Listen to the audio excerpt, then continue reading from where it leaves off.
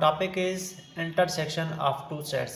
ठीक है, तो इंटरसेक्शन क्या होता है? इंटरसेक्शन बेसिकली इंटरसेक्शन में हम उसको कहते हैं एनी टू सेट्स होना, उनके हम कॉमन एलिमेंट्स लेना अगर, तो उनको हम इंटरसेक्शन ऑफ टू सेट्स कहते हैं। ठीक है, डेफिनेशन को पढ़ते हैं। Two sets A and B is said to be a intersection if we take common elements is called intersection।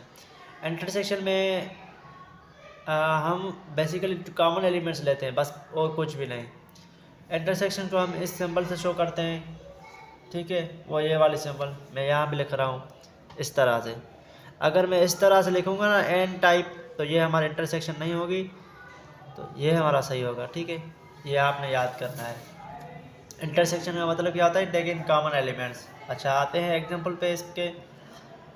If A equals to A B C, B equals to B C D, then find A intersection B. तो हमने ए intersection B find करना है।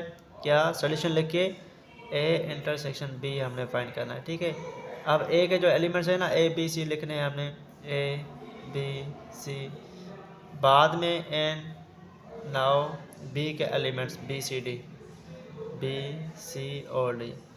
Intersection में हमको पता है कि हम कॉमन एलिमेंट्स लेते हैं। कौन से एलिमेंट्स?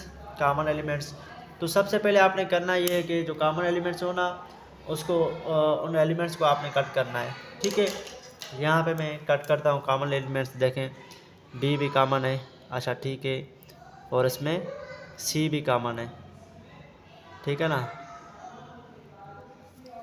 तो बी सी को मैंने कॉमन जो एलिमेंट्स है उसको कट किया, तो लास्ट में हम क्या लिखेंगे?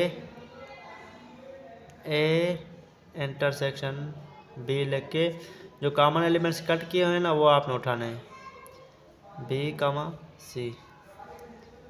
तो फाइनली ये हमारा आंसर हो जाएगा। उम्मीद है अच्छी तरह से समझ में आया होगा। इंटरसेक्शन में बेसिकली के एनी टू सेट्स होते हैं जिसमें हम कॉमन एलिमेंट्स लेते हैं। ठीक है ना, उनको हम इंटरसेक्शन ऑफ टू सेट्स कहते हैं। इंटरसेक्शन की ये सिंबल है और कुछ भी नहीं इसमें। इंशाल्लाह हम नेक्स्ट टॉपिक में मिलेंगे जिसका नाम होगा difference of two sets. Thank you so much.